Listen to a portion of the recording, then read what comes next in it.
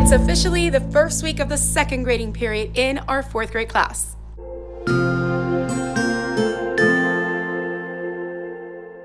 Welcome. If you're new to my channel, my name is Mariely Sanchez and I'm a fourth grade teacher in South Florida. It is October 24th, 2022, week 11 of the school year, and I'm coming to you at the end of the day on Monday. So I wanted to give you a little update on what happened today in our classroom. First and foremost, this morning when I came in, my room was in shambles. I had things that were placed down from the top of the windows, which you can see on top of my windows. I have like an art gallery. I have different paintings. So all of these were down. My data binder and differentiated instruction binders were down on top of my folders, along with this sign here. And I had this precious moment teacher sign here. Well, I also found it down and it is broken and I am so upset. I emailed my administration this morning. They apologized. They said that a group of custodians was here this weekend and cleaning the classroom or doing some extra cleaning, but they didn't put things back and there were just things out of place. So that's how my Monday morning started. Not the best way to start your first day of the week, but you know what? I kept on going through the day. So this morning, I continued introducing Unit 2, Weeks 1 and 2, Text Tech 1 in Wonders to my Block 1 class, which is my homeroom. And with that, we reviewed the video that I had them see last week along with the study blast. And I read to them the read aloud and I went over the different characteristics of drama, also known as play. Now for that, I did create a chart on the board that compared prose, poetry, and plays so that the students know the different things that we find on each. And we went straight into that read aloud and we discussed it. They looked at the pictures on the board. And then we went into our shared read, which is the ant and the grasshopper. And we use our spades reading strategy to first survey the text. So we have these 2 pages and these 2 pages to survey the text. Then the students share their predictions. And then after that, I went ahead and did the first reading of the text just to make sure I modeled to them how to read, how to use the stage directions, to know how to read my lines or how to act. And tomorrow, when we do the reread, I will have students volunteer to be the different characters in the play so that we can go ahead and read it. Even if everyone doesn't get an opportunity to read for this one, we might do a couple of readings tomorrow. They will have another opportunity when we read the anchor text, which is Ranita, the Frog Princess. That one is a longer text and has more parts. After we read the passage, we went ahead and looked at the different reading strategies that we're going to be going over, if I can turn the page. So we went over the ask and answer question strategy. We went over the elements of play. And then I previewed this with them, which is how we find the theme, which they will complete tomorrow, along with the respond to reading question. We are focusing on theme, so they are going to be using that theme graphic organizer for a couple of different passages that we're reading, including their homework for this week, which they will read about Grasshopper's Search for Water, which is a continuation of that shared read. They will answer the questions on the back, and of course, complete the theme graphic organizer. After reading, it was time for writing, and for writing, I'm trying to go ahead and finish this argumentative essay that we haven't finished yet. So we went over the prompt again, and then since we have already read all 3 sources, we started gathering evidence from source 1, 2, and 3. Now, in order to do that, I made sure that I polled the students to have an idea of what opinion or what claim they wanted to address as they answered this particular essay. Because in this argumentative essay, they need to state a claim. Should people build in flood zones? And they need to say either yes or no. So in order to kind of get an idea of where the class was standing, I created a poll in Classroom Screen. Here is the poll. It was just a simple question that I created on classroomscreen.com. I'll link it down below. It's a really great website, really great resource.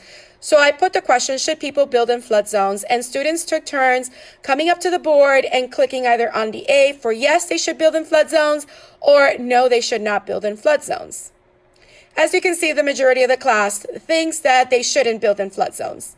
Once I knew that most of the class was having that same opinion, I focused our gathering evidence strategy or activity on that particular claim. So we went source by source and gathered evidence that supported why people shouldn't build in flood zones.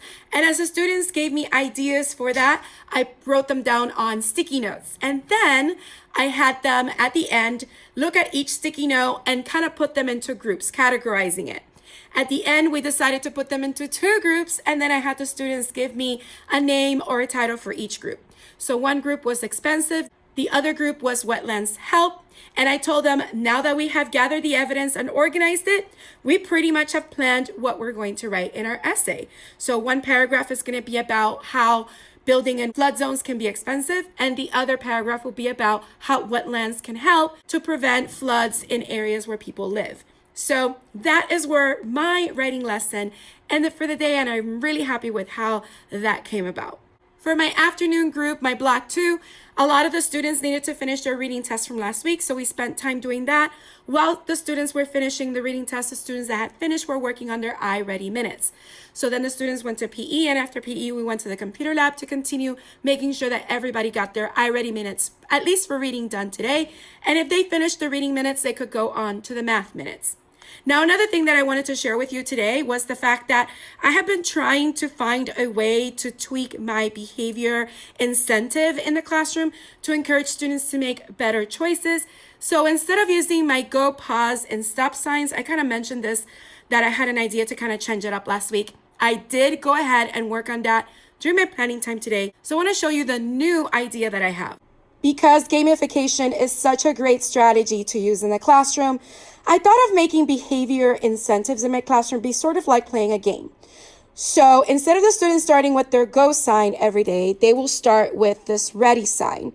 Now, the way that I made these in PowerPoint, and then I printed them out in my color laser printer. And then I just laminated the green ones, the yellow ones, the blue ones, and the purple ones. And I then cut them out after I laminated them. There are 24 in each. So because each page that I printed had 6 circles with stars, so this is how it's going to work. So instead of the go sign, the students will start with ready. Just like when you start playing a video game, usually some video games have the ready screen. So like, hey, are you ready, player, to start playing the game? So everybody starts with ready. Once I see that students are making good choices, they earn 1 star for their behavior. If they continue to make great choices, they earn 2 stars. And if they continue to make great choices, they get to 3 stars. These will coincide with how many dojo points the students will earn at the end of the class period. So 1 star is 1 point, 2 stars 2, 3 stars is 3. Ready will not get points because they were just like a player that never pressed play or started playing the game. They just stayed in the main screen at the beginning of the game, so they don't get any points. I'm going to initiate this activity tomorrow, so we will see how it goes. By the end of the week, I'll give you more of an idea on how implemented this has gone in both classes, so I can't wait to share that with you. All right, with that, I'm going to end today and move us on to tomorrow. Hello everyone, it is now the end of the day on Tuesday, and I'm coming to you to give you an update on our day. So this morning I had my block 2, and I had 3 students that were absent yesterday, came today, and I had them work on their assessment that they didn't finish from last week. The rest of the class got introduced to Unit 2, Weeks 1 and 2, like I had mentioned that I wanted to do yesterday. So they were able to watch the video. They watched it first with no sound, just to kind of have an idea of what was happening. We discussed it, then they watched it with sound and captions. And then we went ahead and looked at the study blast, which went over why authors would choose animal characters and why they pick the characters that they do for their stories. For example, they used Charlotte's Web and why E.B. White chose a pig for Wilbur and a spider for Charlotte. So it was really great for the students to see that.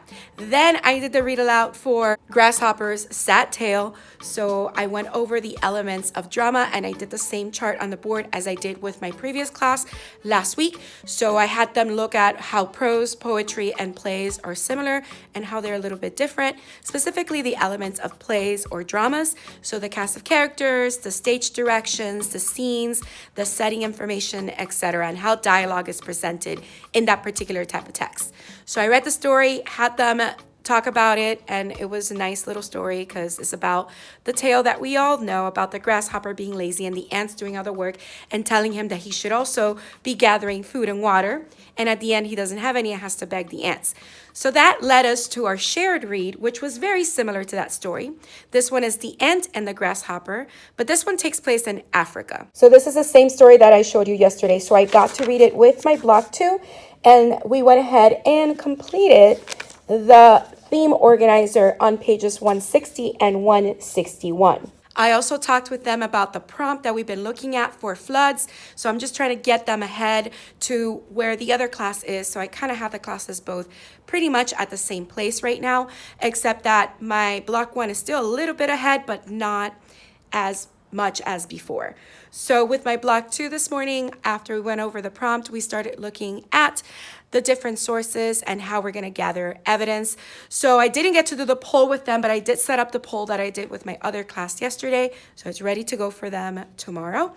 And with my block 1, when I had them this afternoon, we did a reread of The Ant and the Grasshopper. I had the students do maybe 2 or 3 rereads, so I had different students act out the parts. And after that, we were ready to complete our annotated reading sheet, which is right here. So this one happens to be the note for surveying the text. So we fill that out. Even though we read the story, I still had the students fill out a prediction. And we went ahead and answered these different stories. So how does the ant's dialogue reveal the play's theme? So in order to fill this one out, we had to actually complete this as well, filling out the different clues that led us to the theme. And once we knew the theme, we could go ahead and answer that question. We also looked at Termite's dialogue, which tells us a little bit more about the setting. We looked at what Ant meant when he said you would not be in this situation. We also answered this question about why the author chose animals to tell the story. And we also looked at vocabulary, so why the use of deed was better than using thing. And then we summarized the story. So I'm really happy with us being able to do that. My block 2 will have to do that tomorrow. So hopefully we'll have time for that. And reading the anchor text, which we need to make sure that we do tomorrow.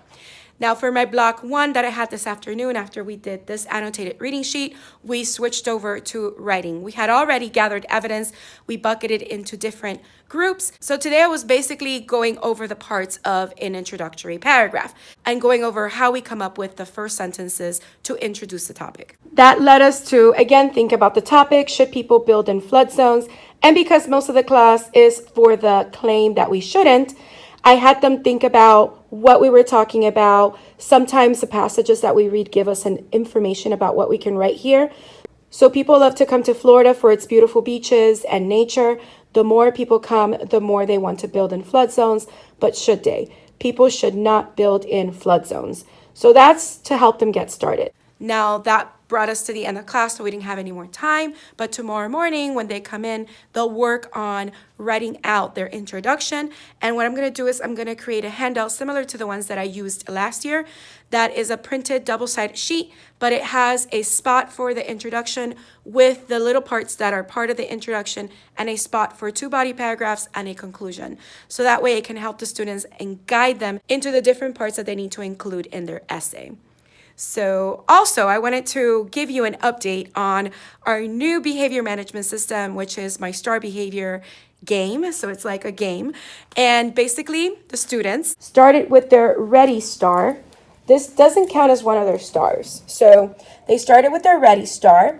And once they did that, I had a timer on my phone go off about every 40 minutes so I can do a sweep and level up the students. So some students after the first 40 minutes got to level 1. If they didn't get to level 1, they can continue to think about their behavior so they can make better choices. The next 40 minutes come by, they could possibly reach level 1 while the other students reach level 2. But by the end of class, level 3 was the highest, and that determines how many dojo points they receive. So if they got to level 3, they got 3 points, level 2, 2 points, level 1, 1 point. If they weren't ready, they didn't get any points because I told them, the way I explained it to them was like you went to the game, but you didn't hit start to actually start earning points. So you just stayed at the menu, right, at the beginning of a video game without actually starting to play it. But everybody ended up getting points at the end. So I'm really happy with how it has gone on this first day. So I'm looking forward to see how it continues as the week progresses. So that is all that I have to share. right now. I will catch up with you tomorrow. Hello, everyone. It is now the end of the day on Wednesday. Today, at the end of the day, we had a faculty meeting. And then after that, I came to my room. And that's where I'm coming to you right now, but I'm about to go home. So let me give you a rundown of today. So I started my morning with my homeroom group, my block 1. What we ended up doing was starting with writing. And I wanted to jump back to what we ended with yesterday, which was the body paragraph. So I want to show you what I started doing with my students to kind of get them into that writing mode. And let me tell you, it was an amazing class.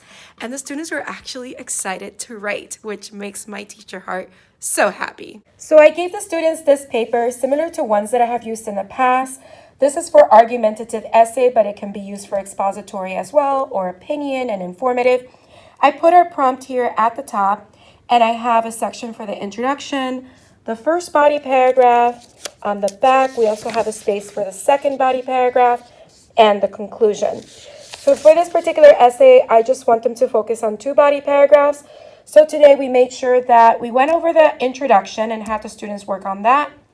And then I went over the different parts of a body paragraph and how we can go ahead and write that, making sure we use a transition, the reason or idea, the evidence and elaboration, and add plenty of ease to make sure we fully explain that point. To help the students come to this part, I did have them review how we had bucketed the evidence, and I gave this to them as a printout. So it has the prompt at the top, and then it has the first bucket that we came up with, which is expensive, and the second bucket, which is how wetlands can help. So this is all the evidence that we had gathered for that. I also gave the students this particular paper from my writing camp last year, where I go over the TREAT acronym that makes our body paragraph and the different parts of the body paragraph. I do have to update this a little bit because we no longer say main idea. We use the word central idea and relevant details, but it still goes with what we're doing. So that's how we make it. And then I make sure that I also gave them a list of transitions so they have an idea of what transitional phrases to use. And we touched a little bit on the pencil elaboration strategy to help them find ways to elaborate what they are writing. So this is what my block 1 ended up working on. And I didn't get here with block 2, but we're slowly making our way there. After my block 1 worked on that writing piece, then we went into our anchor text, Ranita the Frog Princess, and we went ahead and started reading it. We haven't finished, so tomorrow we'll finish that and have them work on the other activity that I want them to do with that particular story. And of course, continue working with our writing. So by tomorrow, my block 1 should be done writing their full essay for this particular topic. My block 2, I started with them going over the shared read. So we did a second reading of that. And I also had them work on the annotated handout that I had my other class work on yesterday. So this is the one that we did with my block 2. So you've seen it before. It's pretty much the same, but we ended up finishing it together with block 2. And I did have them do a read of that Ant and the Grasshopper play, which they had a lot of fun. And I also went ahead and read the entire Ranita the Frog Princess with them, which is a different thing than my other block, but it's okay because I'm slowly trying to get both blocks to be in the same kind of place when it comes to our lessons. Now with my block 2, I did go over each and every one of those sources and we talked about it, and I had them do the poll that I had my block 1 do on Monday. So here are the results of that poll from my block 2.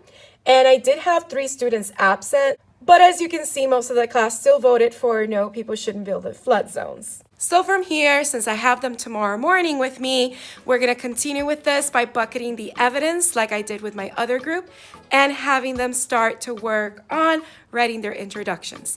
So little by little, I'm getting them there. I'm not going to be here Friday. So tomorrow, I want to try to get through as much as possible. So let's see what I do accomplish. So if you want to find out, stick around and I'll let you know tomorrow. Hello everyone, we've come to the end of the day on Thursday and I'm very tired. I just finished my lesson plans for tomorrow since I'm not going to be here due to a doctor's appointment. But first, I want to go ahead and tell you how our day went. So this morning I started with my block 2 and we actually ended up doing writing the entire time because I wanted them to catch up with the other group. So we started with the writing by gathering the evidence. Well, first we reviewed the poll. Most of them had agreed that no, people should not build in flood zones. So once we did that, I had them go source by source together and gather the evidence that supported that particular claim. And I did the same thing that I did with my other class earlier this week. So that is the topic of our essay. And here are the buckets, and the Post-its have been falling all day because the sticky doesn't really last on this particular board. But this is for the evidence that it's expensive to build in flood zones. And this is the evidence that goes with wetlands are important or wetlands help. So we should focus on wetlands instead. So once we did that, I made sure I went over the parts of a body paragraph, the parts of an introduction, and I had them go ahead and look at some examples of introductions. So I did write one on the board, which is right here. So I went over the topic sentence, which is a thesis statement, and I showed them the full vocabulary video that goes over what a thesis statement is, along with what a 5-paragraph essay is as well. I also wrote another version of the introduction so they see another example, as well as writing another example of an introduction on my own modeling sheet, and starting with the first body paragraph, which we didn't finish. Now, for this particular essay to introduce all these concepts, I did use some of my writing camp PowerPoints that I used last school year. So if you want to see what some of those were, I'll go ahead and leave a link down below so you can check out that video. I am trying to get out of here really fast, but I wanted to show you on the computer, but I kind of just turned off everything. But anyway, I did that with my morning group, and then with my afternoon group, we finished reading Ranita, the Frog Princess. And after we finished reading Ranita, we discussed the theme. So we went ahead and completed a theme graphic organizer that the students are then taking to writing by completing the frog theme activity. So this is the theme organizer that we were working on. We were looking at different clues about different things that happen in the story. And if my handwriting here looks different, the students wanted me to try and see how it would be if I wrote with my right hand, because I am a left-handed person. So that's what that is. And this is what our theme was. And then we looked at the actions of one of the characters so that we can see character development and how that corresponded with the theme. This, of course, they use in order to start writing their theme, which they put on this little frog craftivity that I gave to the students. Now, they're not done, and this is not done because I have to write the evidence that supports that theme, and then this becomes a bulletin board activity. I had another example that I created with a green frog, but I can't seem to find it, so I'm going to have to recreate it at some point. But I am glad that we were working on this, and since I'm not going to be here tomorrow, we will continue on Monday, and I'll also have my block 2 start this activity as well. So pretty much right now, both classes are around the same place for the writing assignment, and they're around the same place for reading, except that one class started their theme activity, the other one hasn't yet. So I'm going to give myself about 2 days next week before they take their reading test to make sure we go over this. And here are the subplans. I did do a little condensed version of my subplans. So this is for my block 1, and this is for my block 2. So they're going to read the play, The Dragon Problem, and this is something that comes with our Wonders series. So after they read the play, they're going to answer the questions, and then they're going to complete this comprehension frame with different reading strategies. They're going to complete the theme graphic organizer for that play, and they're going to use all of that information to complete a writing assignment on the back related to the characters in that particular play. So these are my subplans for tomorrow. I also wanted to take some time to quickly show you what was in my bag for the EdFun Expo teacher conference that I went over the weekend. If you haven't checked out that video, I'll also link it down below. But in that video, I didn't have time to show you all of that because I didn't want that video to be too long. So let me just quickly show you what was in the bag. So the bag was from Suncoast Credit Union, which I went to a financial PD over the summer. In the bag, we had a book bag. So here's a book bag right here. And then we had, well, this wasn't part of it. These are some butterfly clips that I bought that my friend Maylene showed on her YouTube channel, Maylene from Mrs. Call's Camper. So I bought one for myself. But this was not what they gave us at the conference. They gave us this shirt from SoFi. They gave us this red folder, which I'm going to use for my emergency drill folder. And let me see. I had some handouts that they gave us from different PDs. But we also had a packet of masks, some dry erase markers, some scented gel pens. One of these flip-flops, we always get them. You hang them on your door. It says, keep your feet out of my room. This pack of Chevron felt. A bottle of hand sanitizer. A refill for liquid hand sanitizer. A Crayola signature set of markers. Another U-brand set of pens. Amazon was there, so I was able to get an Amazon bag, one of these drawstring bags. Some Lysol wipes. I bought this book from an author that was there. I got the Amazon mask, a set of neon bright colored Ticonderoga pencils, which are my favorite, and some little things like a Union mirror, a hand sanitizer spray. I think this is a cleaner for like the screen of your phone, a nail file from my Union, some little Post-its, a cozy for your drinks, a clip, a lip balm, and a keychain that is actually also a tape measure from Ford, a pop socket from FPL, a lanyard, and a whole bunch of pens and clips, as you can see. So those were all the goodies that were in our conference bags when we went to the conference, and it was a really nice experience. All right, friends, so I'm going to leave you, and I'm going to end our week. This is week 11, I believe, from the 2022-2023 school year. I'm going to go ahead and start my weekend, but I will catch up with you next week. If you enjoyed coming along with me, don't forget to hit the like button. Leave a comment down below. Let me know what you thought or any questions you may have. Also, if you haven't subscribed, please consider subscribing and hitting the bell for notifications so you don't miss any future videos. I hope you have a beautiful, magical day, and don't forget to smile. Hello, dreamers, wishers, and magical thinkers. Thank you so much for making it to the very end of this video and for showing your support. If you'd like to subscribe, you can do so by clicking on my picture down here. You can also check out my latest videos here and here. Don't forget to believe in the magic that's inside you because you are capable of great things. See you next time.